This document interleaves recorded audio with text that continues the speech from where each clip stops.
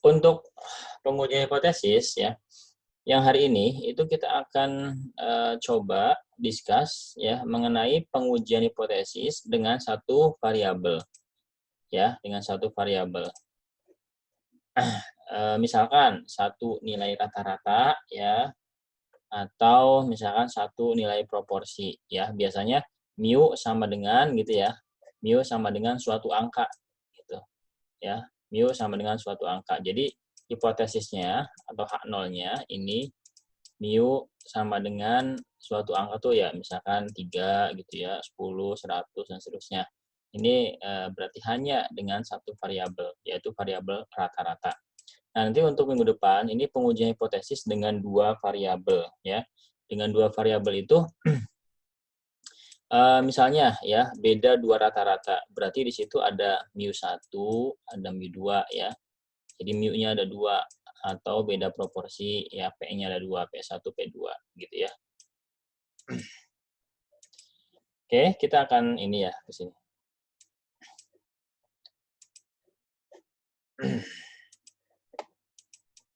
Kemudian ini yang perlu difahami ya.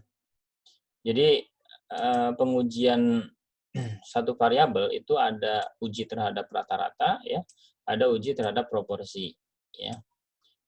Sebetulnya hampir sama ya antara rata-rata dengan proporsi kalau step-stepnya atau langkah by apa namanya langkah-langkahnya ya yang 1 sampai 5 itu sama sebetulnya. Cuman berbedanya mungkin nanti di rumus gitu ya. Kalau step-stepnya sama. Nah, ini kita tahu bahwa ada 3 ya formulasi hipotesis, bisa H1 atau HA-nya itu tandanya seperti ini ya, atau HA-nya itu tandanya seperti ini ya, atau HA-nya tandanya seperti ini ya.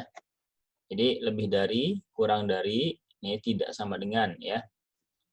Kemudian untuk H0-nya, ketika HA-nya itu bertanda seperti ini, sebetulnya ini bisa dituliskan dengan mu kebalikannya ini ya. Kalau ini lebih dari berarti kurang dari sama dengan ya. Mu 0. Mu 0 itu suatu angka ya. Nah ini ya. Ataupun ini ketika HA atau H1-nya itu kurang dari mu 0, maka ini H0-nya ya, ini bisa berubah sebetulnya menjadi mu lebih besar sama dengan mu 0. Gitu ya. Ini pun sama ya, yang sebelah sini juga sama. Gitu ya. Jadi ketika ininya H1-nya itu berupa kurang dari atau sama, atau lebih dari, maka H0-nya yang tadinya sama dengan itu sebenarnya bisa berubah juga menjadi tanda seperti ini ya.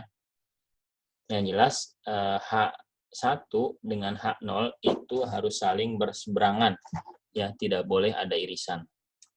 Ya, tidak boleh ada irisan. Oke ya, tidak boleh ada irisan.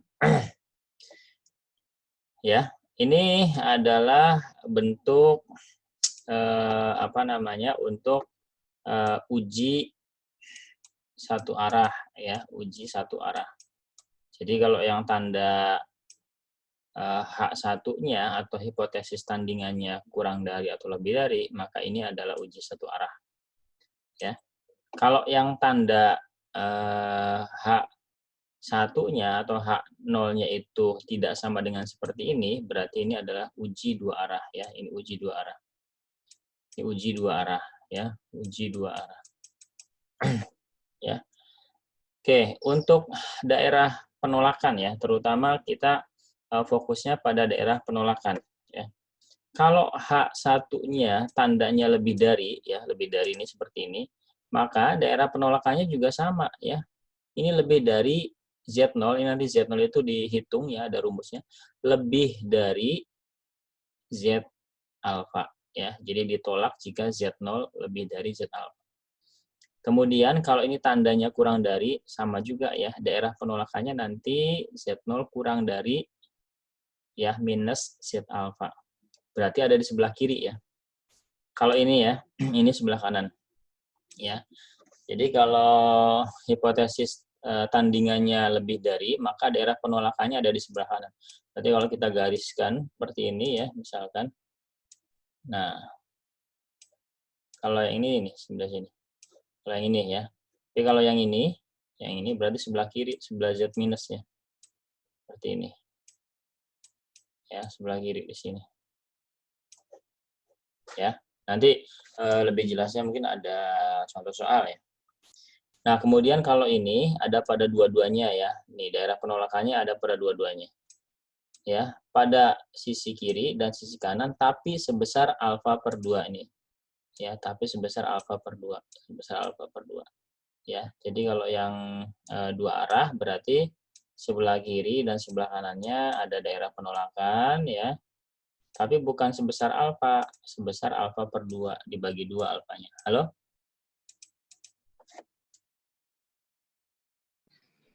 Halo Pak, halo. Halo, masuk ya?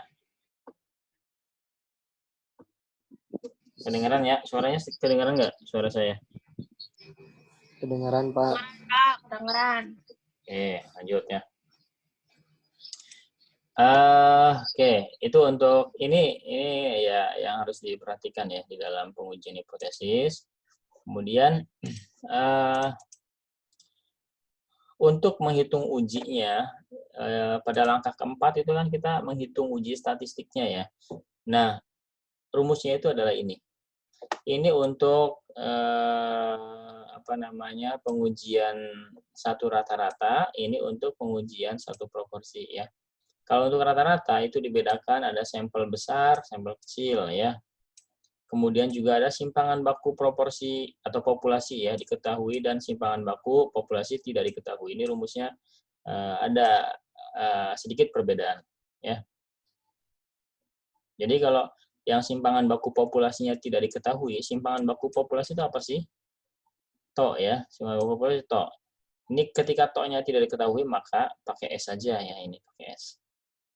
Gitu ya. Kemudian kalau sampel besar pakai Z distribusinya, kalau sampel kecil pakai T distribusinya ya. Oke. Nah, ini rumusnya ya. Ini sebetulnya ini kalau dalam bentuk distribusi rata-rata ya, tapi ini biasanya jangan dipakai. Jadi kita langsung pakai yang ini aja ya, yang kedua nih. Ya. Itu sama yang keduanya ini ya. Nah, ini kan toh untuk distribusi rata-rata ya, yang waktu kemarin itu. Tapi kita pakai yang ini aja. Karena biasanya to dan n-nya itu kan terpisah. Oke. Ini rumusnya. Untuk yang proporsi itu seperti ini rumusnya ya. Nanti mungkin ada contoh soal yang lebih jelasnya nanti.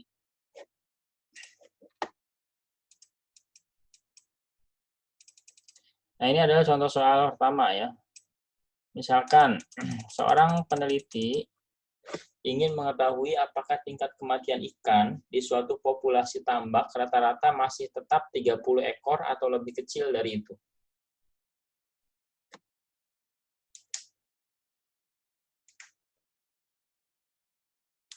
Ya. Data-data sebelumnya diketahui bahwa ya, simpangan tingkat kematiannya 25 ekor.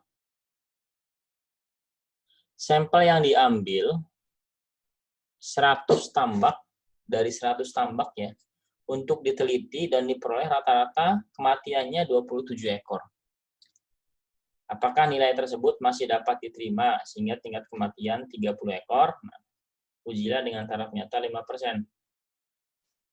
Gini ya. Yang pertama kita tentukan itu adalah H0 dan H1-nya ya. Ingat, langkah pertama itu menentukan formulasi hipotesis ya. Langkah pertama, menentukan H0 dan H1-nya. Kira-kira H0-nya apa, H1-nya apa ya? H0-nya apa, H1-nya apa? Ada yang bisa?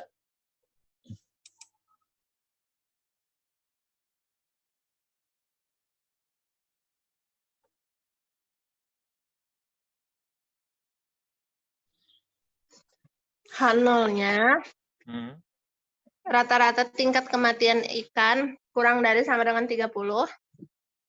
H1-nya lebih dari 30. Ya, coba ya. Rata-rata masih tetap 30 ekor atau lebih kecil dari itu. Nah, 30 ekor atau lebih kecil dari itu berarti mu-nya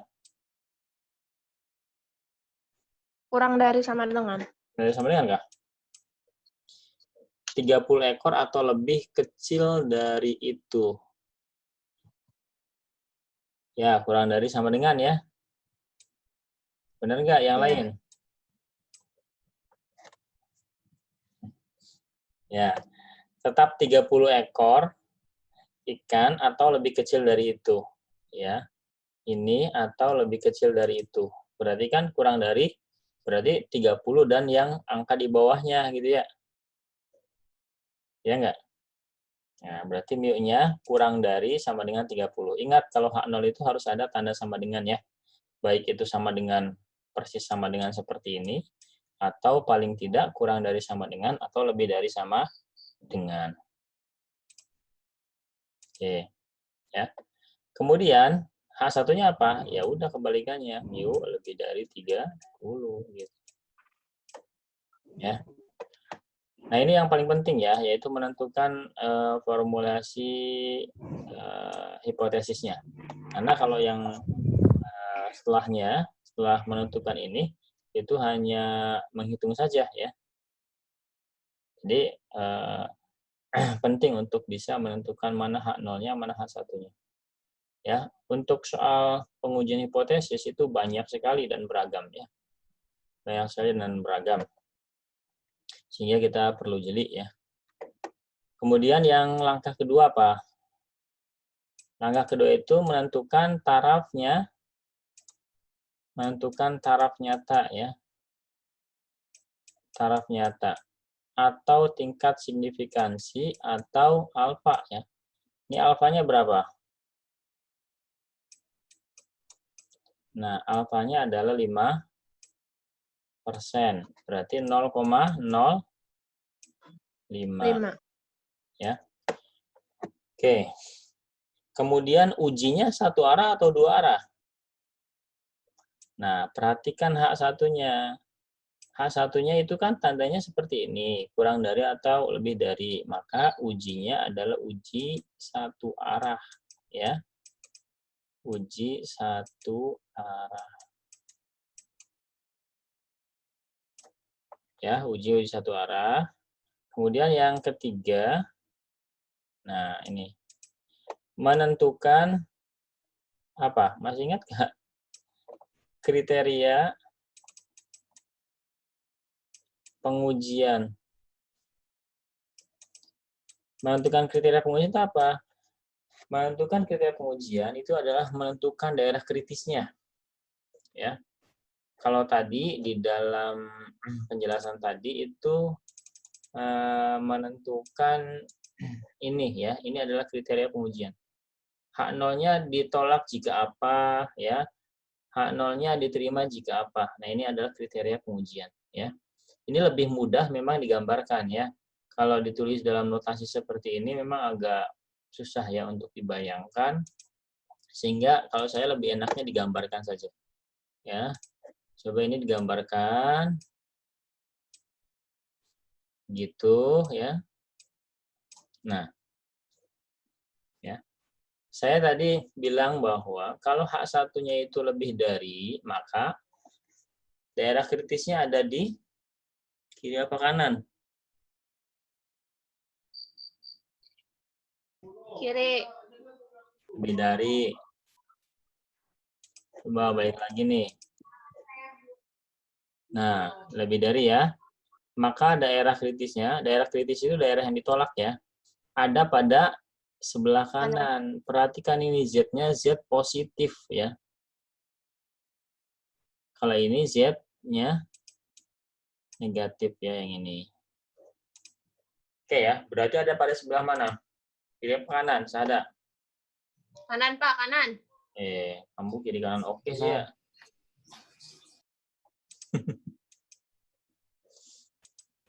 Jadi yang kiri apa kanan? Kanan ya. Ada sebelah kanan. Berarti sebelah sini. Ini apa ini? Ya tadi daerah kritis. Ini berapa sih? Nah, ini itu adalah sebesar alfa ya. Ingat, satu arah tidak dibagi 2 ya. Maka ini sebesar alfa. Ini berapa? Ya udah alfa sama dengan 0,05 ya, 0,05. Sorry, 0,05 ya, 0,05. Ya. Nah, daerah ini 0,05 berarti nilai Z-nya ini berapa gitu loh. Inilah yang disebut sebagai Z tabel ya, ini Z tabel. Ini berapa Z-nya? Ini kan 0 sini ya. 0. Ini 0.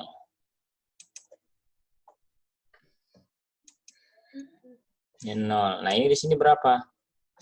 Caranya gimana? Caranya dengan melihat ke tabel distribusi Tabel Z. normal, tabel Z, distribusi normal baku ya. Coba ada yang lihat nggak? Kalau tidak ada, saya kasih tahu aja deh. Kasih tahu, Pak. Hah? Kasih tahu, Pak. Berapa? 96 bukan? Bukan, itu mah 0,025. 1,64 ya. Nanti cek lagi ya. Ini 1,64. Ingat pada Z positif ya. 1,64. Nah, berarti ya nanti ketika langkah keempat ya, ketika ditemukan Z-nya itu ya. Z-nya itu ada pada sini ya, daerah sini atau kurang dari Z tabel kan? Z0 atau Z hitungnya kurang dari Z tabel di daerah sini. Ini kan daerah penolakan ya, kritis. Ini daerah penerimaan. Ini daerah penerimaan. Ya, ini daerah penolakan. Kalau Z-nya kurang dari ini, maka H0-nya apa? Diterima. Kalau Z0-nya atau nanti ya, langkah keempat ya, menghitung Z hitungnya itu ternyata lebih dari ini, atau ada pada daerah penolakan, maka H0-nya diapain? Ditolak. Nah, ditolak ya. Ditolak wae sih, nggak pernah diterima. Iya, Pak, iya. Oke, sekarang yang keempat ya. Kemarin UTS-nya gimana, Dewi? Bisa nggak? Banyak yang harus dikira-kira, ada koma-komanya beda teh. Oh, saya udah jelas. Jauh-jauh itu jawabannya. Pakai ilmu psikopat ya, Pak? Iya, Bapak, Ya, tapi itu aku ada yang mancing aja. nggak nemu jawabannya tahu, Pak. Masa? Dia tahu beda beda Iya. jauh, Pak. Beda Masa? jauh banget. Udah, aku ngarang itu mah. Jadi Kalah tebak-tebakan tahu, kali Pak. kamunya. Ih, deh. Beneran, Pak, udah ngitung. Jadi tebak-tebakan tahu jawabannya mah. Masa? Aku tuh Orang saya udah ngitung 2 kali. Debat sama temen aku. udah ada contohnya. Oh, berarti kamu nyontek ya? Enggak, kan Pusing. contoh yang itu yang dulu Bapak kasih contoh teh. Oke, sekarang yang keempat ya. Ini tolong perhatikan nih. Ya, ini langkah-langkahnya. Bukan. Ya. Malaikat mikir. Langkah keempat yaitu menentukan Z hitung ya. Z apa? Hitung. Z hitung atau Z0. Ya. Rumusnya mana? Nah, rumusnya tergantung yang tadi ya. Ini yang slide atasnya nih. Oke, itu sampel besar kan? Berarti pakai Z ya. Sampelnya kan 100 ya, coba tadi. Ini 100 ya, 100 tambak ya. Berarti pakai yang sampel besar. Nah, cuma masalahnya yang ini atau yang ini. Ya, coba simpangan bakunya diketahui nggak? Ada nggak? Simpangan bakunya ada ya. Nih, 27 kan? Sorry, mana? Ini simpangannya 25. Berarti ada simpangan bakunya. Maka dengan menggunakan rumus yang pertama yang ini ya. Z0-nya X bar min mu 0 per to per akar N. Ya. Coba kalau kita masukkan ke sini. Ya. Kalau kita masukkan ke sini gimana? X bar-nya mana X bar-nya? 30 ekor. Ini mah mu di suatu populasi loh. X bar itu adalah rata-rata dari sampel. Ini nih. Sampel 27. oleh kematiannya rata-rata 27. Jadi kita tidak tahu datanya yang 100 itu ya. Pokoknya rata-ratanya 27 gitu loh. Ya. Itulah yang disebut sebagai X bar. 27 dikurangi mu mana? Mu 0-nya 30. Baru ya, mu 30 per Tok. toknya berapa? 2? 5. 5 per akar 100. N 100. Ya. Udah. Coba Gitu. berapa? Ini minus 3 ya. Minus 3 per ini 10. 25 bagi 10, 2,5 ya. Nah, coba. Ini minus berapa?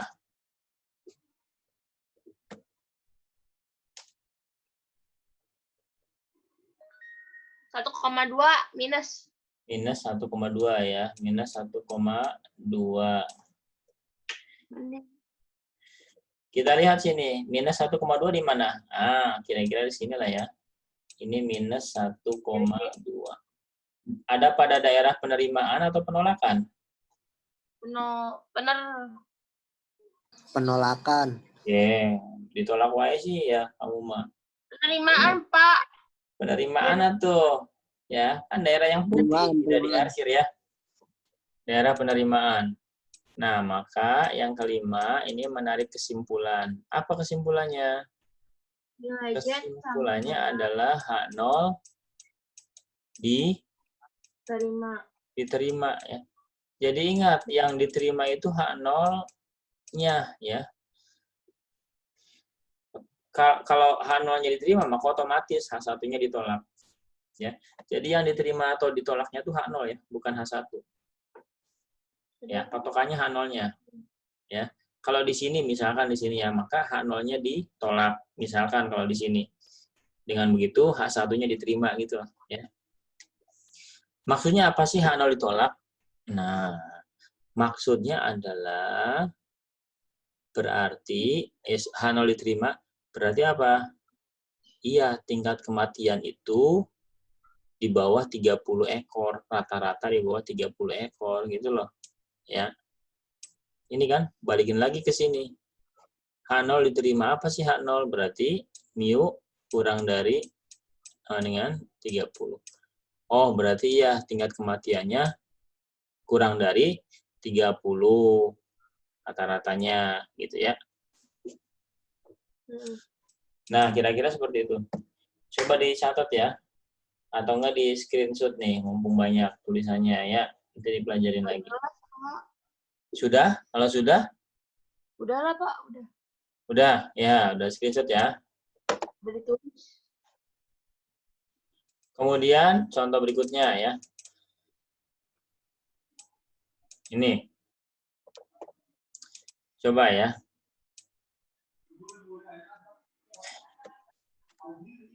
Populasi ikan lemuru. Hasil tangkapan ini mungkin suatu alat ya. Panjangnya rata-rata 80 cm dengan simpangan baku 7. Setelah 3 tahun beroperasi, konsumen meragukan panjang ikan tersebut.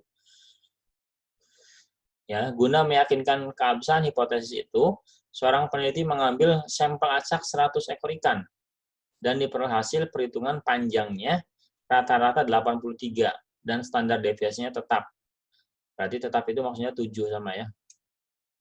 Apakah ada alasan untuk meragukan bahwa rata-rata panjang ikan lemuru yang dihasilkan alat tangkap sama dengan 80 cm pada tingkat signifikansi 5%? Ngerti nggak? Enggak, Pak. Coba kita rinci ya. Yang pertama kita tentukan H0 dan H1-nya. Jadi gini, awalnya memang si perusahaan itu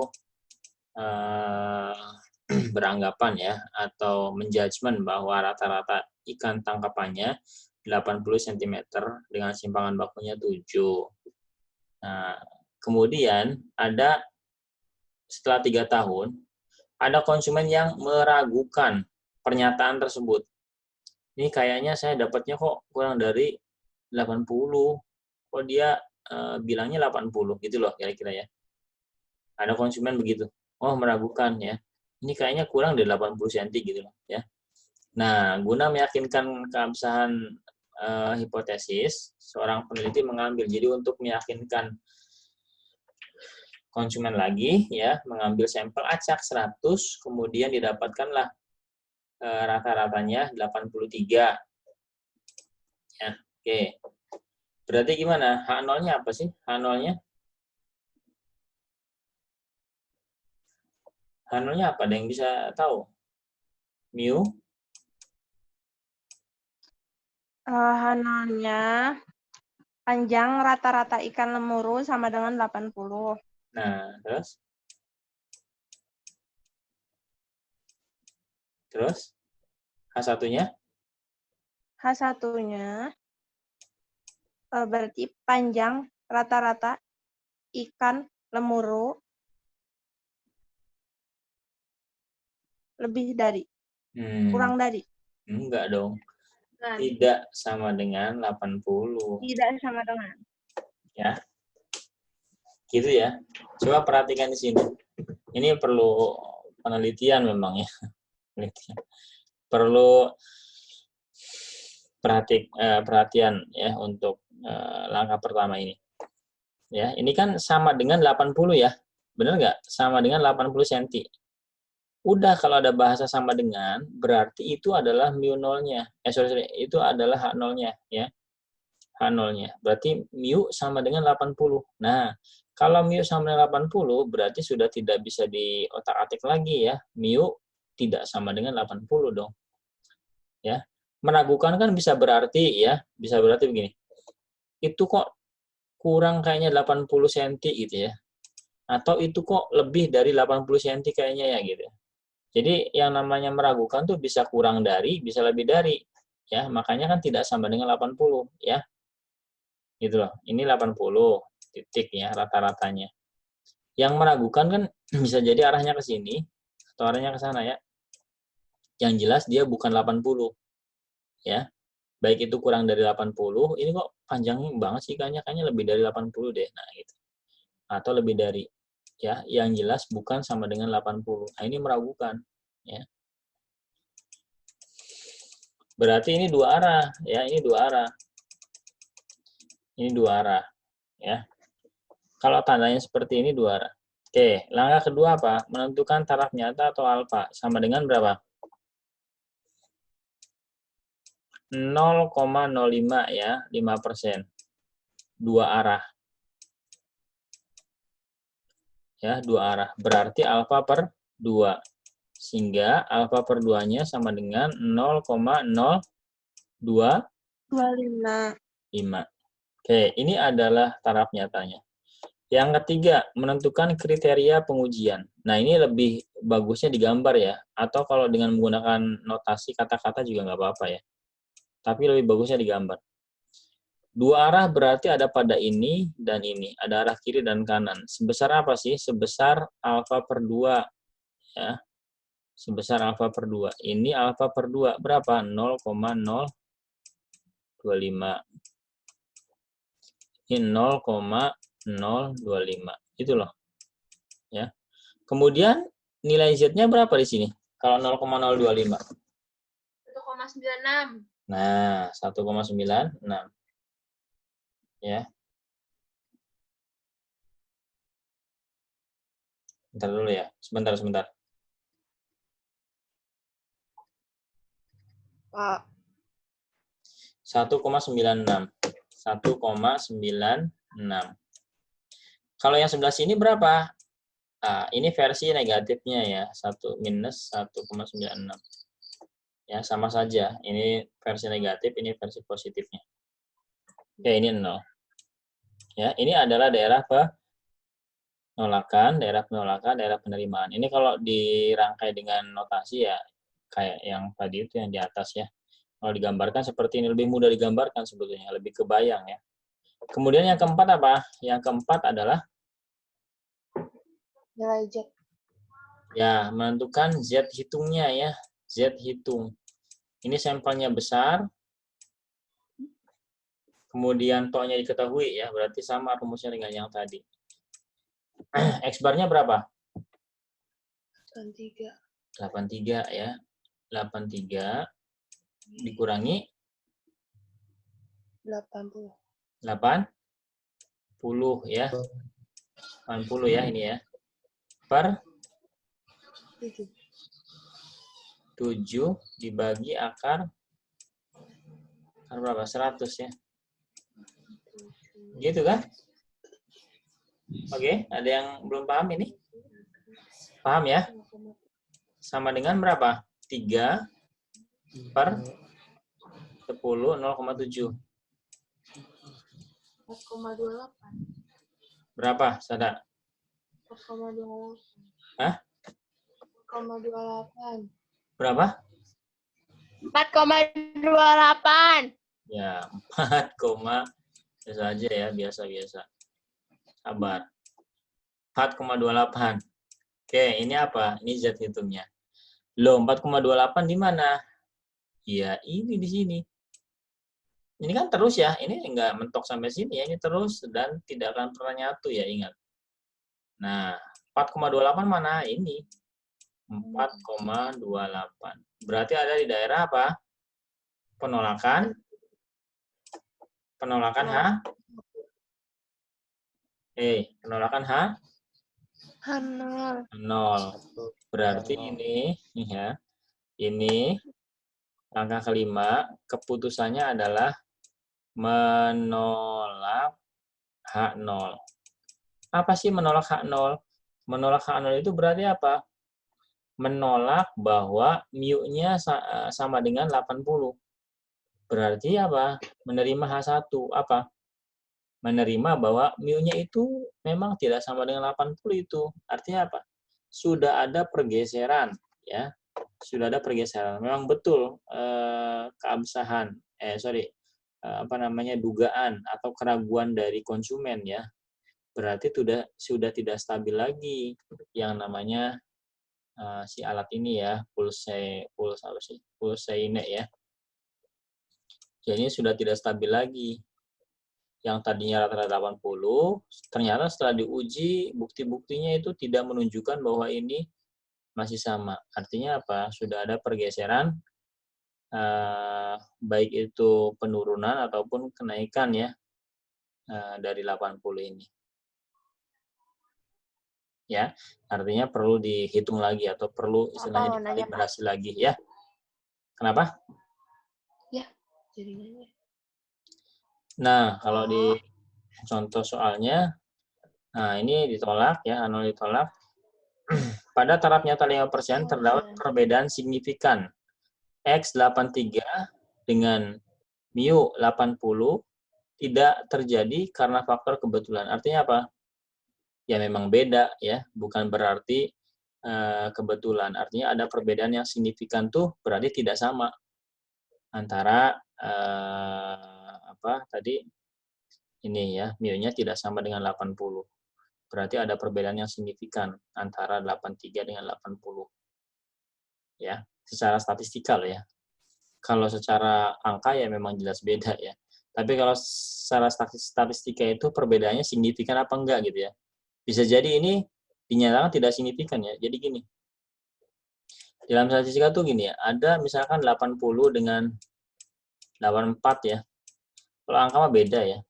Tapi kalau secara analisa statistika ini bisa jadi perbedaannya tidak signifikan. Artinya, kalau perbedaan tidak signifikan itu dianggap sama ya. Dianggap sama, 80-84 sama aja gitu ya. Berarti perbedaannya tidak signifikan. Kalau ini kan berbeda secara signifikan ya. Artinya apa? Ya tidak 80 lagi. Artinya yang rata-rata dari sampel 83 ini tidak bisa atau tidak sama dengan 80 yang rata-rata populasi. Oke, nanti pada masuk lagi ya. Ini nanggung 1 menit. Masih ada beberapa contoh lagi. Tolong pada masuk lagi nih. Halo? Halo Pak. Ya, masuk lagi nih. Mau putus. Zoom-nya mau putus. Jangan putus. Jangan putus. Ada yang